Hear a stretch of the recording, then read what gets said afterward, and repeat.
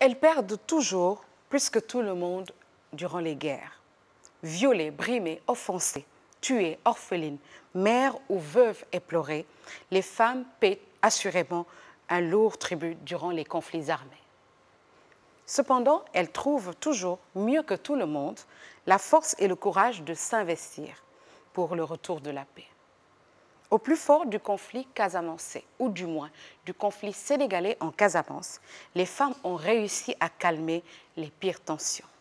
Ceci du fait de la tradition et de la configuration qui confère à la femme un rôle particulier, sinon primordial. Il y a par ailleurs l'engagement sans faille de ces femmes qui encouragent le dialogue et manœuvrent pour les réconciliations. Seulement, toutes ces initiatives bienfaisantes sont souvent des démarches privées. Alors que la résolution 1325 des Nations Unies recommande aux États d'impliquer effectivement les femmes dans le processus de paix, quels sont donc les moyens adéquats pour mettre à profit cette résolution 1325? Comment encadrer le rôle sécurisant des femmes pour la résolution des conflits? Nous allons également voir avec nos invités comment les associer dans le maintien et la consolidation de la stabilité de la sous-région. C'est tout de suite dans votre émission panafricaine, l'émission qui dessine une carte postale de l'Afrique au féminin, et nous sommes au Musée des civilisations noires. Bienvenue.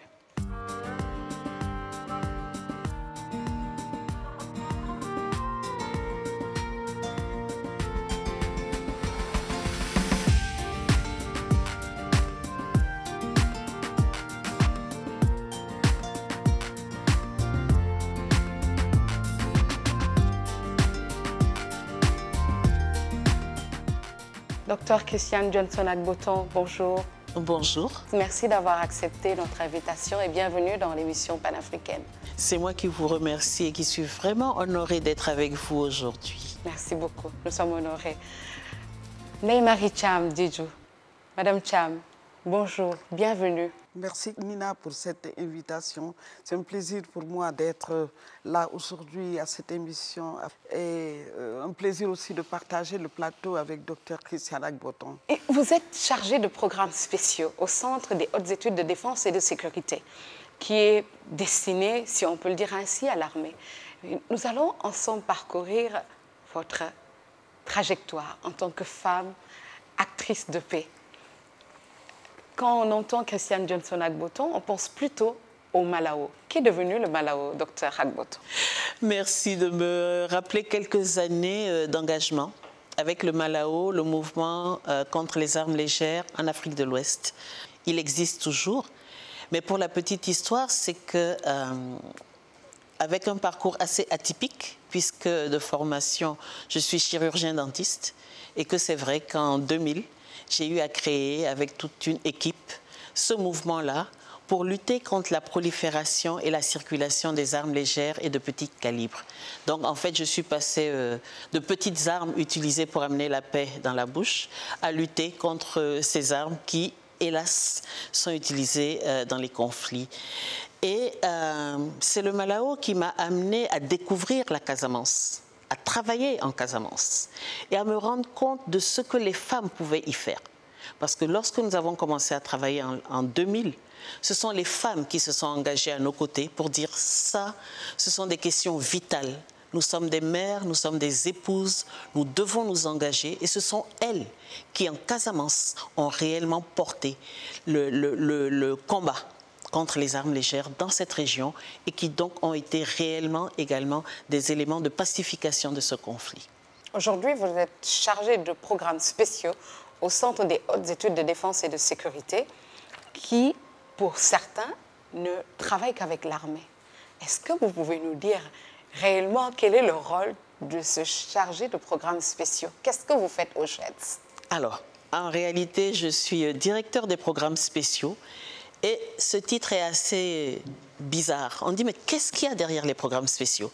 Tout simplement parce que le Centre des hautes études de défense et de sécurité est souvent considéré comme un centre effectivement militaire. Pourquoi? Parce qu'on y traite des questions de défense et de sécurité et qu'on croit toujours que ces questions sont réservées aux forces de défense et de sécurité. Mais non, la notion de sécurité a évolué. Nous sommes passés de la sécurité nationale stricto sensu à ce qu'on appelle la sécurité humaine. Donc tout ce qui fait que je peux me sentir en sécurité relève du domaine de la sécurité. Être dans un environnement où il y a un aménagement urbain qui me permet de me sentir en sécurité. Un taux de scolarisation suffisant est un élément de sécurité. Un bon encadrement des jeunes est un élément de sécurité. Et donc, au SHEDS, je suis civile et je traite donc, dans cette option sécurité humaine, de tous les programmes qui ciblent les femmes, qui ciblent les jeunes, les médias, cible extrêmement importante pour nous, mais également les députés. Et très bientôt, nous allons d'ailleurs lancer un programme qui va cibler les collectivités territoriales parce qu'il est important de traiter des questions de sécurité au niveau local. Donc, nous sommes chacune des acteurs de la paix et de la sécurité.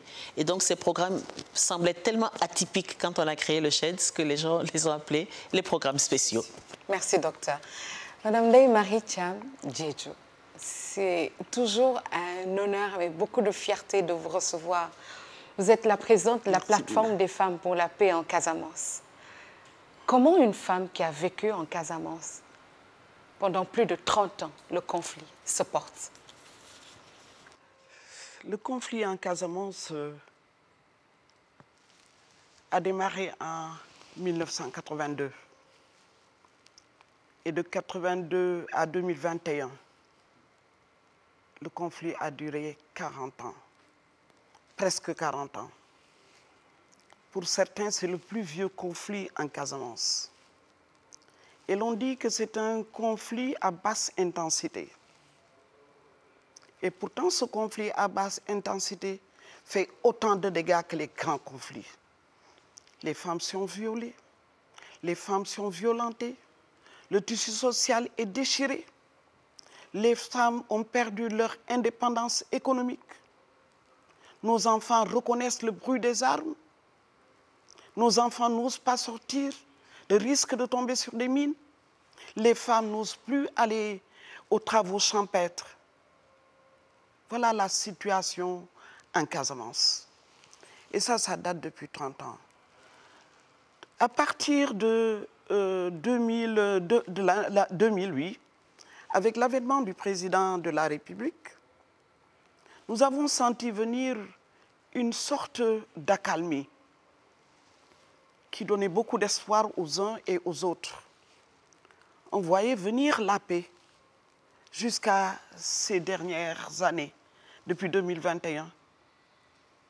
Les ratissages ont repris. Les populations reviennent, d'autres sont en train de fuir, mais les populations ne se sentent pas en sécurité. L'armée prétend reprendre les ratissages pour sécuriser la zone, alors que le mouvement des forces démocratiques de Casamance demande des négociations. Voilà dans la situation dans laquelle les populations de la Casamance se trouvent. L'espoir qu'on avait commence à se dissiper et ça, c'est dommage. Les femmes continuent à faire le travail qu'elles ont fait jusque-là. Parce que ces femmes-là, depuis à partir de 1999, elles ont senti qu'elles étaient les victimes, qu'elles étaient le plus touchées par ce conflit armé. Elles et leurs enfants. Et à partir de ces années-là, les femmes ont dit l'indépendance, oui, mais halte aux violences. Et elles ont orienté maintenant leur action vers la recherche de la paix. Et elles se sont engagées dans la formation des femmes, dans les formations en termes économiques, mais également dans la formation pour qu'elles connaissent leurs droits, la démultiplication de la résolution 1325, la traduction de la résolution 1325 dans nos langues locales et sa vulgarisation à travers toute la Casamance.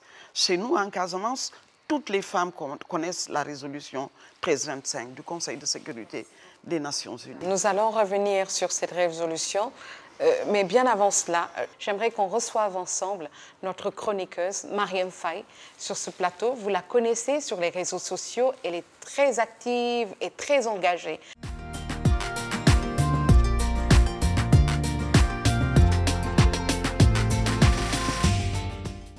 Ce sont les hommes qui décident de faire la guerre, mais ce sont les femmes, les enfants et les personnes âgées qui en payent le plus lourd tribut.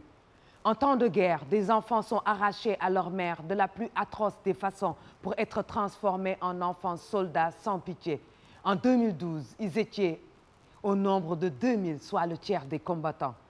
En temps de guerre, les femmes sont violées, kidnappées, transformées en esclaves sexuels. Elles subissent des mutilations de leurs parties génitales, violées avec des objets tranchants. Elles deviennent cet objet que l'on utilise pour montrer sa domination à un père de famille, que l'on oblige à regarder sa femme subir un viol collectif avant de l'exécuter. Pourtant, selon les observateurs, dans tout le processus menant à la guerre, la femme n'est impliquée nulle part. Les hommes créent la guerre, les femmes payent les pots cassés. En temps de guerre, les femmes prennent la route de l'exil à la recherche d'une terre safe. 80% des réfugiés et des victimes sont des femmes. Mais, en temps de guerre, des femmes ont décidé de sortir de l'état de victime pour passer au statut d'acteur de paix.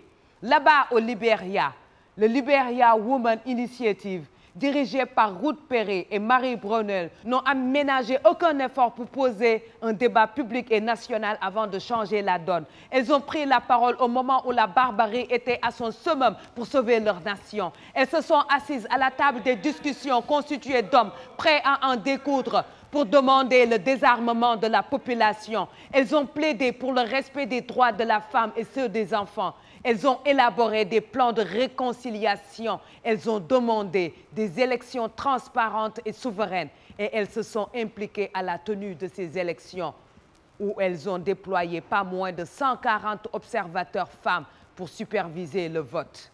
Au Mali, le mouvement national des femmes pour la sauvegarde de la paix et l'unité nationale a pris part aux différentes conférences du pays, de Ségou à Mopti, y compris les concertations nationales et régionales. Elles ont joué le rôle de modératrices entre les partis en conflit. Elles ont convaincu la population du Sud à adopter le pacte national quand ce fut le tour des rebelles Touaregs qui détenaient Kidal. Elles les ont convaincus de laisser la population participer librement au référendum national. Au Sénégal, la plateforme pour la paix en Casamance s'est impliquée pour la paix. Les femmes prêtresses du bois sacré ont mené des actions de sensibilisation à la paix, au pardon dans les villages et dans le maquis. Elles ont lancé un appel à déposer les armes et à ne plus s'engager pour le MFDC. Elles ont exercé des pressions au sein de la rébellion pour qu'ils participent aux réunions de médiation. La plateforme pour la paix en Casamance a encadré une pétition pour la reprise des négociations entre l'État et le MFDC. Quand le langage de vérité doit se tenir avec les hommes, les femmes médiatrices pour la paix ne mâchent pas leurs mots. Elles leur rappellent d'abord une chose, c'est avec ce sein qu'elles les ont nourries. Un geste propre à la maman africaine, mais qui a une signification énorme devant n'importe quel homme africain, aussi soldat qu'il puisse être.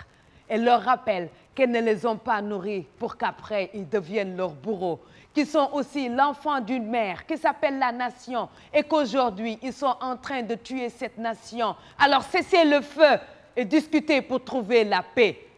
Les femmes donnent la vie en tout temps et en période de guerre. Elles luttent de toutes leurs forces pour que celle-ci cesse d'être arrachée. En temps de guerre, là où aucun homme n'ose aller, au risque de se faire décapiter, les femmes, elles, y vont pour arracher la paix pour tout un peuple. Nina Penda Faye. Mon grand-père disait, rien ne vaut la paix, car sur un terrain dévasté, une graine de mil n'y germera jamais. Absolument. Merci Marième pour cette chronique qui nous permet de continuer notre discussion et notre échange dans votre émission panafricaine qui, je le dis, est une émission qui dessine une carte postale de l'Afrique au féminin. Et justement, sur cette carte postale aujourd'hui, nous avons des points rouges qui peuvent représenter cette douleur et cette souffrance que les femmes vivent dans les zones de conflit et de guerre. Nous sommes en Casamance, nous recevons Mme Ndeye-Marie Diédhiou, Mme Cham, qui est la présidente de la plateforme des femmes en Casamance. 10 ans que cette plateforme existe. Dr Christiane Agboton, directrice des programmes spéciaux au CHETS, commentaire. J'avoue que je suis très touchée, très sensible à la chronique. Je l'ai écoutée avec beaucoup d'émotion. Et je me retrouve dans cette chronique-là parce qu'effectivement, depuis 1982 que ce conflit a démarré, on peut compter au moins 4 négociations qui se sont tenues. À Foundiougne, le dernier à Foundiougne, en Guinée-Bissau, en Gambie. En 2004, c'est le tout dernier, en 2004, la signature de l'accord de paix à Ziguinchor même. Et dans toutes ces négociations-là, les femmes n'y ont pas pris part. À Foundiougne, elles y étaient en tant qu'observatrices. Elles ont forcé la porte et 5 femmes sont venues de la Casamance pour y assister. Sinon, tous les autres accords de paix qui ont été signés, ils ont échoué parce que les femmes n'y ont pas pris part, parce que les femmes n'ont pas été impliquées, parce qu'il n'y a pas eu de suivi de signature de ces accords de paix. Effectivement, les femmes ont subi toutes sortes de violences en Casamance, violées par les hommes armés. Je parle d'hommes armés parce que ces viols ont été commis soit par des militaires, soit par les combattants du MFDC. Il faut dire que le maquis a évolué. Les premiers combattants du MFDC avaient signé un pacte avec les femmes, dans le bois sacré des femmes, pour ne point toucher ou violer les femmes. Mais le maquis a évolué. D'autres personnes ont intégré le maquis. D'autres jeunes ont intégré le maquis. D'autres sont venus. Et il y a eu des cas de viol. Je ne peux pas dire que ces viols-là ont été commis par les militaires ou par le mouvement des forces démocratiques de Casamance, mais ce sont des hommes armés qui ont commis ces viols-là sur les femmes. Les femmes se sont impliquées dès lors. Il ne faut pas non plus occulter l'implication des femmes dans la prise de décision pour aller à la guerre. En 1982, les femmes ont accompagné les hommes, effectivement. Elles ont accompagné les hommes parce qu'elles croyaient trouver un bien-être quand la Casamance aurait obtenu son indépendance. Donc, au fil du temps, elles se sont rendues compte. D'ailleurs, elles ont préparé, elles ont pris part, elles ont accompagné les hommes, elles les ont préparés mystiquement. Elles leur ont fait à manger, elles se sont occupées de leur tenue de guerre, des médicaments, etc. Mais elles n'ont jamais pris les armes. D'ailleurs, à l'époque, à côté du camp de Diakaï 1, où se trouvaient les combattants du MFDC, il y avait le camp de Diakaï 2, et ce camp de Diakaï 2 était occupé par les femmes du MFDC. Donc, depuis le début, les femmes étaient là. Aujourd'hui, si on doit aller à la paix, les femmes ayant un vécu dans ce conflit armé-là, ayant souffert dans ce conflit armé-là, elles ont leur mot à dire tout de même au moment des signatures des accords de cessez-le-feu. Jusqu'à présent, ni l'État du Sénégal, ni le mouvement des forces démocratiques ne leur octroient cette reconnaissance de la place qu'elles doivent occuper dans les négociations. Docteur Christiane Johnson Agboton, que font les femmes en temps de guerre? Les femmes en temps de guerre... elles font tout. Elles font tout, comme vient de le dire Madame Thiam. Elles sont là quand les conflits se préparent. Mais j'estime qu'il y a toujours une réelle question de genre. Les femmes, quelque part, estiment que les hommes sont là pour les protéger. Et donc, elles verront bien le conflit monter. Elles assistent à beaucoup de choses. Et quelque part, donc, elles les cautionnent. Et donc, elles sont là. On ne peut pas dire, mais elles sont peut-être des actrices invisibles, comme souvent. Ensuite, quand le conflit éclate et qu'on peut dire, voilà, qu'est-ce qui se passe? Souvent, les hommes vont au combat. Et qui c'est qui reste? Ce sont les femmes. Et ces femmes que vous avez vues silencieuses, ces femmes qui apparaissaient tout à fait, j'allais dire, inaptes à faire quoi que ce soit, ce sont celles qui trouvent des forces, qui dégagent une résilience pour faire face à l'ennemi, pour accepter d'être violées, pour protéger les enfants, pour protéger les instruments économiques, etc., etc. Et donc, pendant le conflit, c'est vrai qu'elles sont victimes, mais elles sont également souvent actrices. Elles sont souvent actrices parce qu'il y a des mécanismes qu'elles arrivent à créer entre elles pour commencer à émerger du conflit. Vous avez parlé de la Mano River tout à l'heure. Ce sont des femmes qui se sont levées, qui ont dit ça suffit, et qui ont mis en place des stratégies. En Casamance également. Il y a des stratégies pour travailler non seulement au niveau de la région, mais pour travailler avec les pays limitrophes, puisqu'on sait les liens qu'il y a dans le conflit par rapport à ces pays limitrophes. Et donc ces femmes deviennent soutien de famille, elles deviennent chefs de guerre parfois, elles deviennent également, comme elle a dit, elles accompagnent les combattants. Mais un des problèmes, c'est que tout cela, en général, n'est pas visible, tout cela n'est pas capitalisé. Et lorsque on en revient en fait à une situation de paix, ces femmes qui ont tout porté, qui ont tout subi, reviennent à leur place d'avant, de personnes qu'on ne considère pratiquement pas.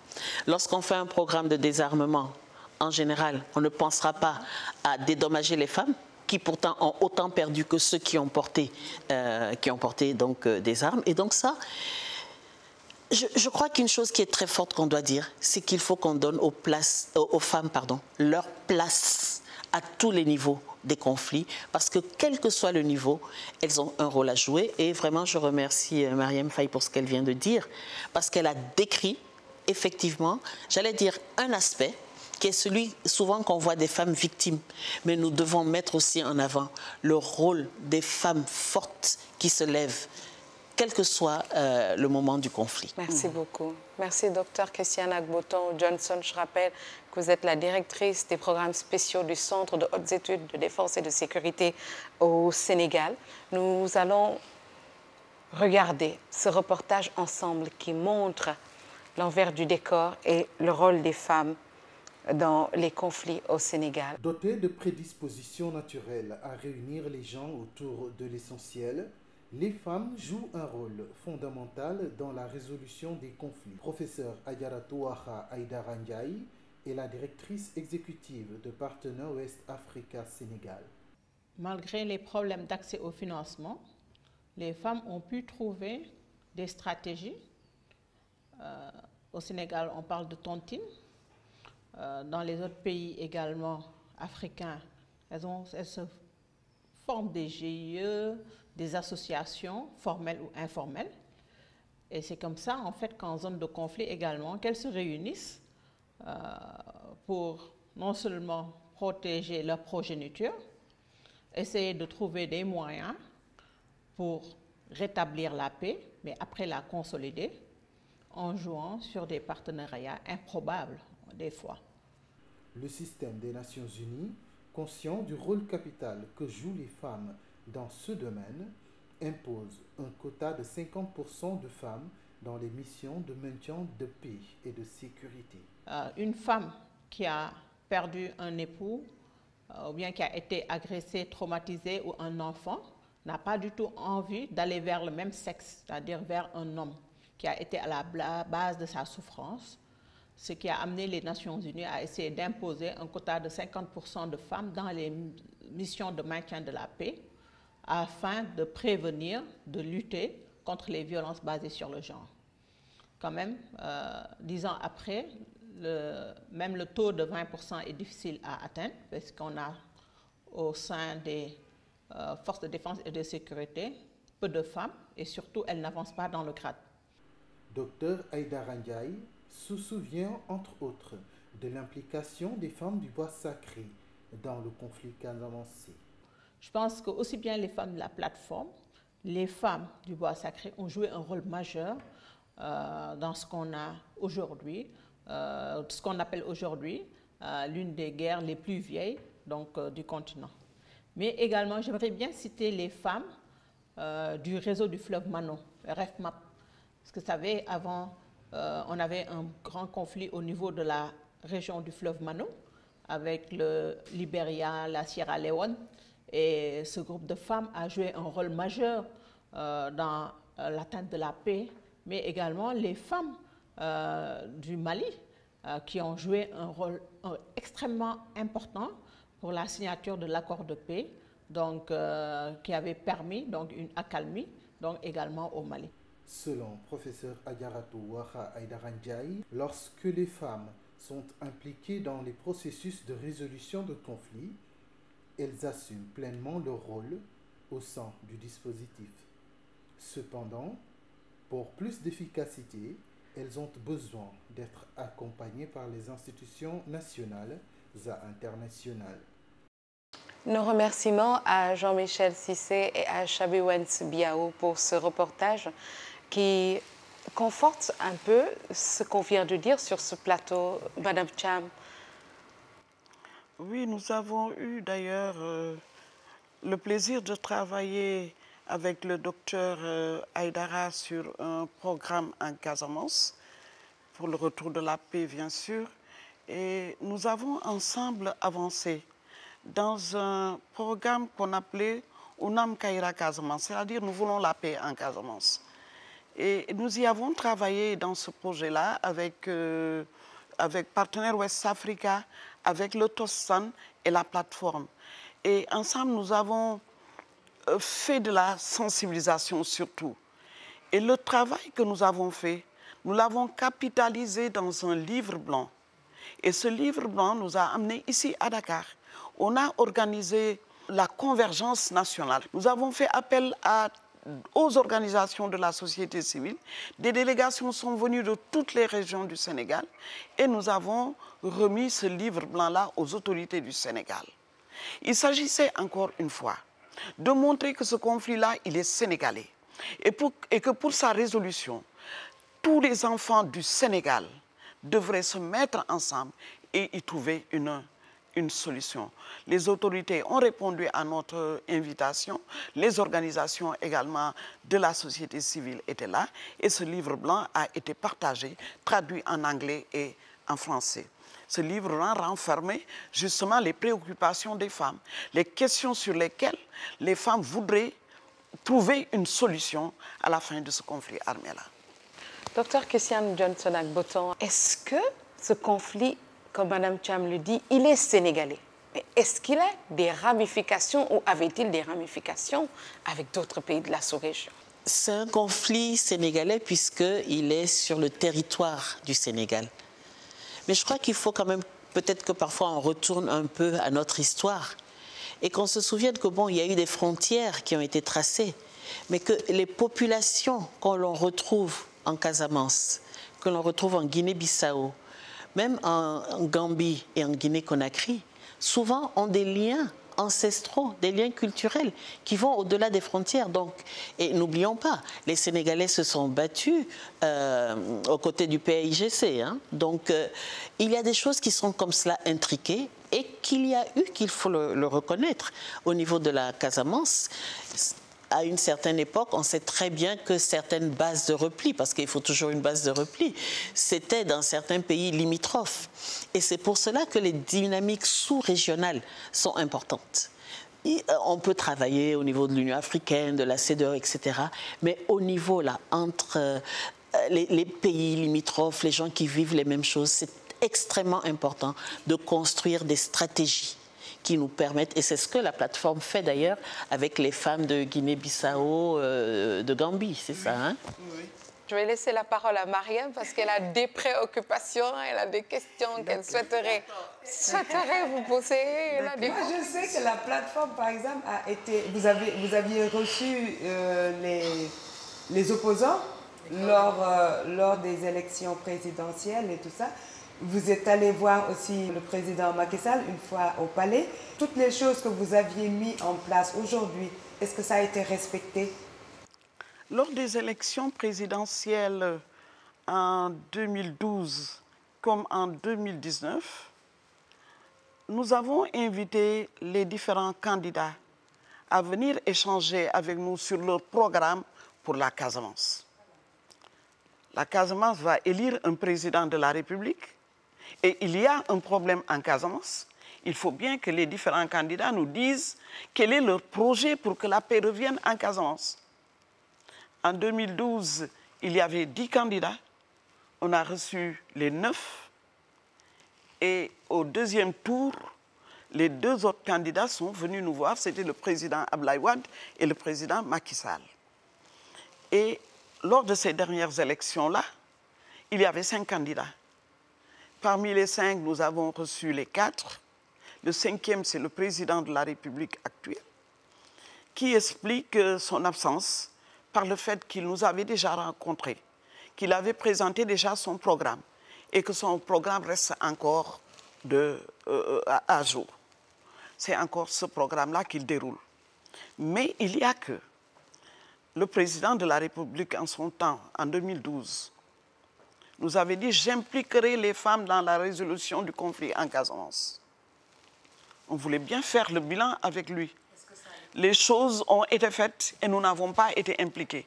C'était justement de ça qu'on voulait échanger avec lui. Malheureusement, nous n'avons pas pu le rencontrer et j'espère qu'encore on aura la possibilité de le rencontrer pour qu'il nous dise où en sont les choses parce qu'on est inquiète avec les derniers événements qui se sont déroulés en Casamance. Docteur Agboton, Madame Thiam parlait d'accalmie, mais je pense qu'on n'est plus à une période d'accalmie, à une situation d'accalmie là. Où sommes-nous toujours dans une situation où nous vivons l'accalmie? Personnellement, peut-être étant un peu à distance, donc ayant un autre regard, je pense que c'est une période d'accalmie. Parce que c'est vrai qu'il y a des ratissages, mais il n'y a pas de vrais combats frontaux. Il n'y a pas d'affrontement, voilà. Et donc pour moi, je pense qu'on est encore dans une période d'accalmie, mais qu'il faut savoir exploiter la situation pour aller changer de niveau. Tout à l'heure, elle a parlé du proverbe de son grand-père. Et en fait, elle faisait le lien, à mon avis, entre sécurité et développement. S'il n'y a pas de sécurité, il ne peut pas y avoir de développement. Et vous ne pouvez pas développer également quelque chose dans un climat d'insécurité. Et je pense qu'un des axes, en tout cas du gouvernement, a été de se dire, essayons de reconstruire la paix en Casamance par le biais du développement, en essayant de recréer, j'allais dire, oui, une qualité de vie, surtout dans une région si riche. Mais il faut savoir que l'implication des femmes n'est jamais acquise. Elle a dit tout à l'heure que les femmes avaient participé aux négociations de Foundiougne, mais ça avait été quelque chose de forcé. Mais derrière ce caractère forcé, qu'est-ce qu'il y avait eu? Il y avait eu une intervention que nous avions faite au niveau de UNIFEM à l'époque, en leur disant, vous êtes les garants de la résolution 1325. Il va y avoir des négociations à Foundiougne et les femmes de Casamance ne sont même pas conviées. Vous devez, en tant que structure internationale, peser de tout votre poids. Voilà un peu ce qu'il y a eu derrière. Donc ce n'est jamais acquis. Et c'est pour cela qu'on doit se servir vraiment de tout ce qu'on peut comme caisse de résonance pour démontrer que les femmes ont leur place et leur rôle. Et j'en reviens à ma définition de la sécurité. Si vous pensez que pour parler de la résolution d'un conflit, on ne peut avoir autour de la table que des hommes, parce que vous avez une vision un peu étroite de la sécurité, vous n'y associerez pas les femmes. Mais si vous vous rendez compte qu'elles ont leur part, leur rôle, vous les impliquerez. Et c'est en fait, je crois, ce travail de diffusion. C'est pour ça que je salue cette émission, qu'on se rende compte que les femmes, c'est 50% du ciel. Donc, c'est 50% de la terre. Il faut les mettre dans les questions de paix. Merci beaucoup. Madame Christiane Johnson-Agboton, docteur, nous irons tout de suite, c'est maintenant, regarder le reportage qui nous est proposé par Aïssatou Païfal. Une dizaine d'expériences au total dans le conflit casamançais. Implication dans la lutte à travers différentes stratégies. Création de plateformes pour la garantie d'une paix durable et stable engagement sur tous les plans. Donc dès le début de la crise, les femmes ont essayé de faire ce qu'elles pouvaient pour éteindre le feu, je dirais. Donc elles se sont très tôt organisées. C'est ainsi que nous avons eu la naissance de Kagame dirigé par une femme.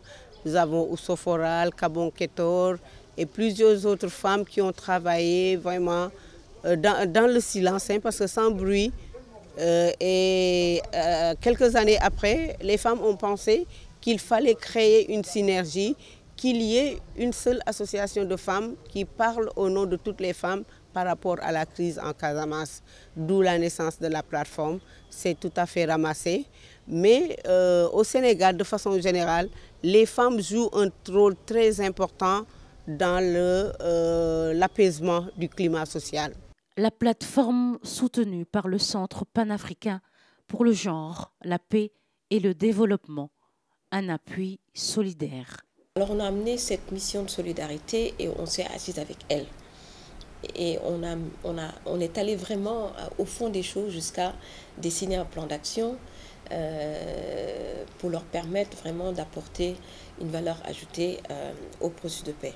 Nous avons constaté que depuis pratiquement 1992 jusqu'en 2018, il n'y avait que 5% de taux de participation des femmes, qu'elles soient négociatrices, qu'elles soient médiatrices. Donc ça, c'est un nombre qui est inférieur à ce que la résolution 1325 du Conseil de sécurité nous invite à faire. 20 ans après qu'elle a été adoptée par le Conseil de sécurité de l'ONU, les femmes se mobilisent toujours pour promouvoir la résolution 1325. Vous savez, le problème du Sénégal, il est champion dans la ratification des instruments régionaux, nationaux, internationaux. Mais le problème, c'est la domestication, c'est l'adaptation au contexte.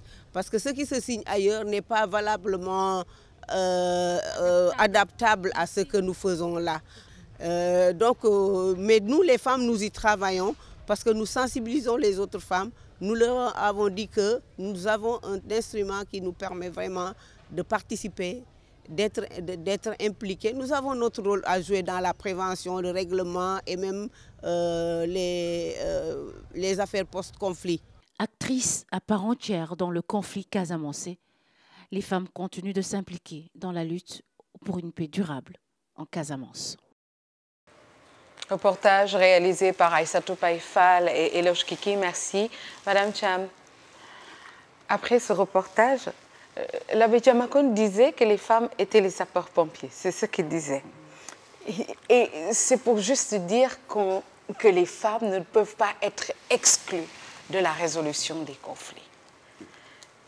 S'il y avait des femmes, forces de défense et de sécurité, et plus de femmes, forces de défense et de sécurité en Casamance, est-ce qu'il y aurait paix définitive? Je voudrais d'abord, avant de répondre à votre question, saluer et rendre hommage aux femmes de la Casamance, à nos pionnières, Alimatou Souare, Marguerite Coly, Sénobou Mal Cissé, avec bien sûr les femmes du bois sacré et à leur tête Marthe Aya Senghor. Ces femmes étaient là dès le début. Elles ont pris conscience très tôt que les femmes devaient intervenir dans la résolution de cette crise. C'est pourquoi elles se sont attelées dans la formation des femmes. Mais il faut dire également et le saluer, au moment où les femmes de la Casamance n'osaient pas parler, où les femmes de la Casamance se cachaient, ce sont les femmes de Dakar, par le biais de ONU Femmes, comme vient de le dire Dr Agboton, ce sont ces femmes qui parlaient au nom des femmes de la Casamance. Je voudrais les en remercier. Et depuis lors, la communion a continué. Nous sommes encore ensemble, nous travaillons encore ensemble, nous les impliquons sur la question de la Casamance, parce que la Casamance est une région à part entière de notre État, le Sénégal. Et une solution définitive doit être trouvée pour cette crise-là en Casamance. L'abbé Diamakone disait bien sûr que les femmes, ce sont les sapeurs-pompiers. Il disait même que c'est la Croix-Rouge.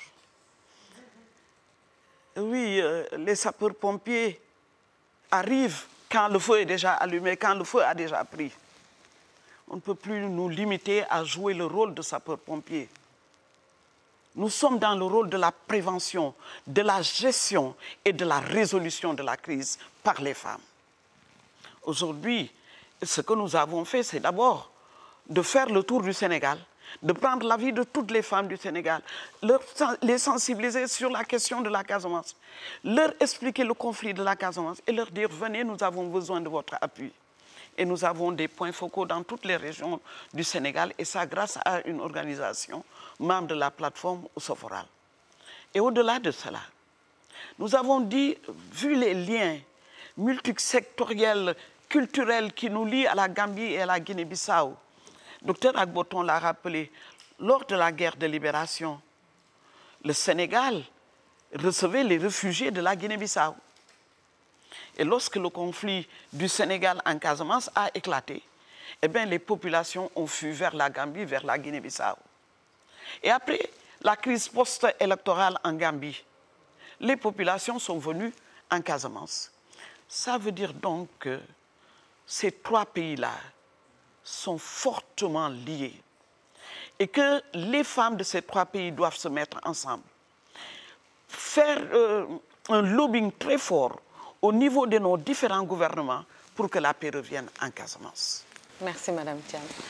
Docteur Agboton, la résolution 1325 donne des outils pour permettre à la plateforme et aux autres femmes qui veulent s'impliquer dans le processus de résolution de faire quelque chose. Quels sont ces outils que la résolution 1325 met à la disposition de la plateforme?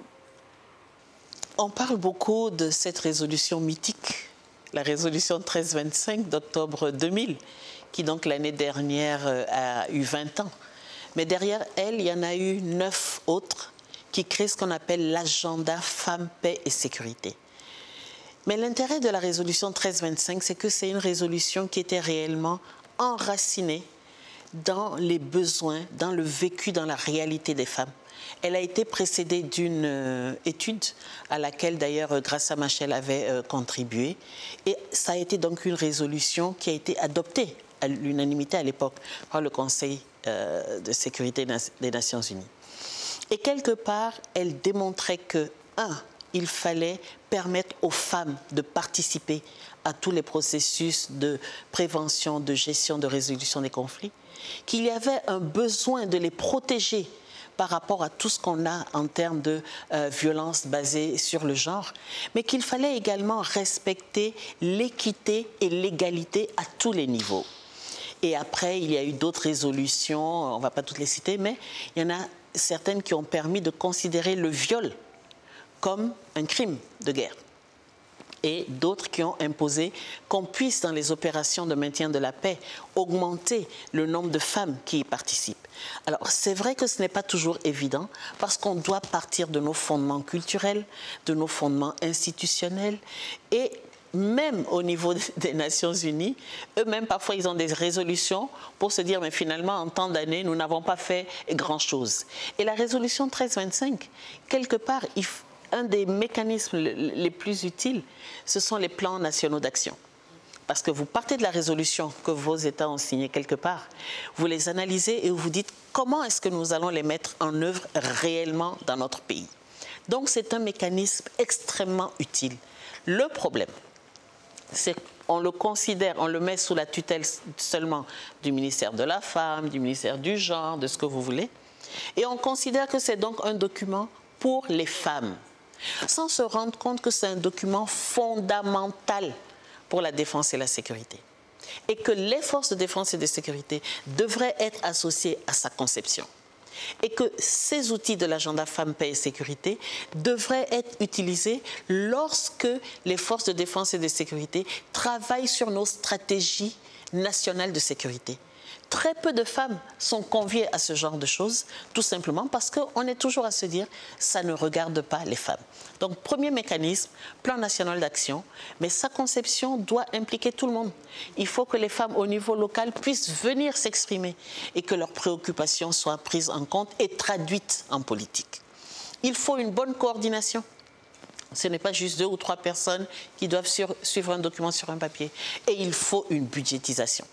Vous avez des États africains qui, dans leur ligne budgétaire, dégagent des fonds. Nous, souvent, ce qu'on fait, on attend qu'un partenaire bien gentil vienne nous donner un peu d'argent pour avoir tel ou tel volet. Non, on doit le mettre dans le budget de l'État. Et à ce moment-là, vous pouvez demander des comptes. Mais quand même, 30% des plans nationaux d'action sur la 1325 sont africains. 30%. Ce qui veut donc dire que de l'autre côté du monde, ils ont des efforts à faire. Hein? Merci beaucoup. Mariam? Oui, moi, en fait, je les entends parler, j'écoute leur parcours, tout ce qu'elles ont déjà fait et tout. Et la question que je me pose, c'est qu'est-ce qui coince? Qu'est-ce qui coince? Qu'est-ce qui fait que, après tout ce que vous avez fait, pourquoi les femmes ne sont pas impliquées aux instances de décision? Qu'est-ce qu'il faut faire? Il faut l'arracher. Il faut l'arracher, mais pas juste en faisant du bruit. Il faut l'arracher en démontrant que nous en sommes capables. Et cela demande quoi? Cela demande de la formation. Cela demande de l'engagement. Cela demande une reconnaissance. Vous dites, Madame Thiam, dans la plupart des espaces qui parlent de femmes, paix et sécurité, on sait qui c'est parce qu'elle sait. On sait ce qu'elle a fait. Vous parlez d'armes légères, vous parlez de paix et de sécurité, vous trouverez quelque part mon nom. Mais c'est un travail. Parce que les femmes, on leur demande toujours plus. Et il faut être là où les décisions se prennent, que vous y soyez physiquement ou que vous incitiez les gens à prendre des décisions. Qu'est-ce que cela veut dire? Cela veut dire qu'il y a, par exemple, une conférence au niveau de la CEDEAO ou ce que vous voulez. Vous produisez, vous êtes au courant, vous produisez des documents. Vous essayez de savoir quels seront les délégués du Sénégal à cette réunion-là. Et vous leur donnez des documents. Ils vont porter votre plaidoyer. Nous devons être inventives parce que, comme je l'ai dit, ce ne sera jamais un cadeau. Ce sont des places de pouvoir. Et les places de pouvoir, je suis désolée, elles ne se cueillent pas comme des pommes sur un arbre ou comme des mangues. Hein? Je suis tout à fait d'accord avec le docteur Agboton. Je suis tout à fait d'accord avec le docteur Agboton. Et nous l'avons tellement bien compris qu'aujourd'hui, on capitalise tout ce que nous faisons. Nous avons sorti un livre qui retrace les 10 années de parcours de la plateforme. Outre cela, comme je le disais à mes sœurs avant que je ne vienne là, nous devons être plus agressives. Mais agressives dans un sens, j'allais dire, intelligent, féminin. Merci, Christiane. Et pour cela, ce que nous sommes en train de faire, nous sommes allés à l'assaut des différentes chambres. L'Assemblée nationale, le Haut Conseil des collectivités territoriales, le Conseil économique et social. Et ça, nous l'avons fait en Gambie. Nous avons tenu une réunion. Nous avons formé d'abord les femmes parlementaires de la Gambie sur la résolution 1325. La même chose a été faite en Guinée-Bissau. Nous avons tenu une réunion avec les femmes politiques, leaders d'organisations de femmes, les femmes élues de ces 2 autres pays pour parler de la situation des femmes en Casamance. Et là, je vais repartir en Guinée-Bissau et nous aurons un plaidoyer à faire au niveau de l'Assemblée nationale de la Guinée-Bissau. Et nous faisons la même chose ici au Sénégal. Nous avons tenu tout récemment une formation avec les femmes élues de la Casamance, députées au Conseil économique et social, etc. Nous avons échangé avec elles, nous les avons formées sur la résolution 1325. Et donc, nous pensons qu'il faut aller à l'assaut de ces chambres-là, des autorités sénégalaises, pour qu'elles comprennent que les femmes ont leur rôle à jouer dans la résolution du conflit en Casamance. Merci beaucoup, chers téléspectateurs, chers internautes qui nous suivez sur toutes nos plateformes. Tout de suite, la question de nos téléspectateurs avec la complicité de la régie. Écoutez leurs questions, vous laissez répondre ensuite.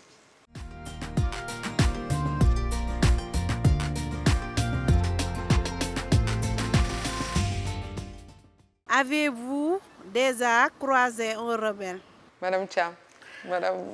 Nous avons on a eu beaucoup de réunions, de rencontres avec les combattants du mouvement de force démocratique de Casamance. Ce sont des combattants qui croient en leur idéologie. Moi, j'ai beaucoup de respect pour ces combattants-là, parce que vivre dans le maquis pendant 35 ans, c'est parce qu'on a une conviction profonde de ce qu'ils sont en train de faire. J'ai beaucoup de respect et d'admiration pour eux. Docteur Johnson Agboton? Oui, bien sûr, j'en ai croisé. Au Sénégal, ailleurs en Afrique? En tout cas au Sénégal. Et j'ai adoré discuter avec eux. Je venais avec mon discours. Les armes ne construisent pas votre pays, ne construisent pas votre région.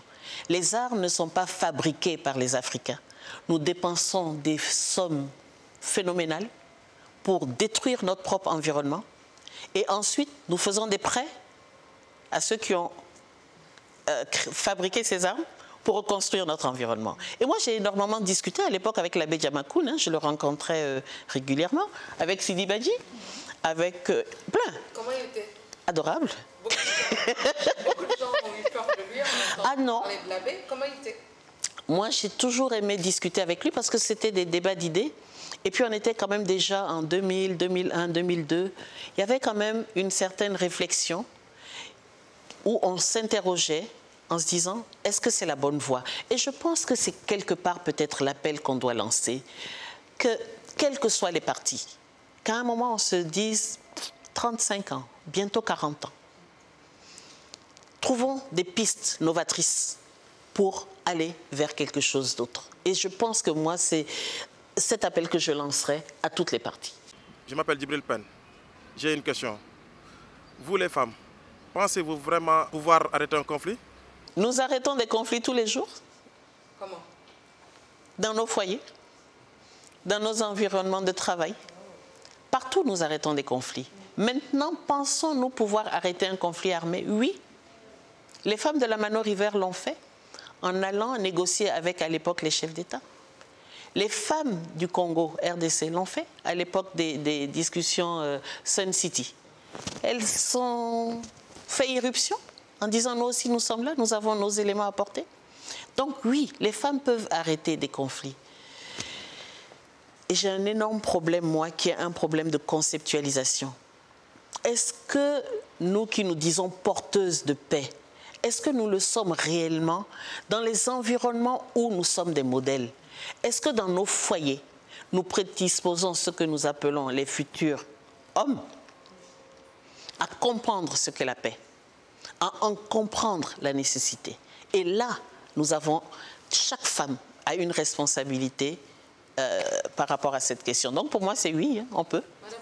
C'est la tradition casamançaise qui nous octroie d'abord ce droit-là, de nous interférer dans la résolution des conflits au sein de la famille, au sein de nos communautés. Ce sont les femmes qui interviennent pour résoudre les conflits en Casamance. Ce qu'on appelle en Diola Riman.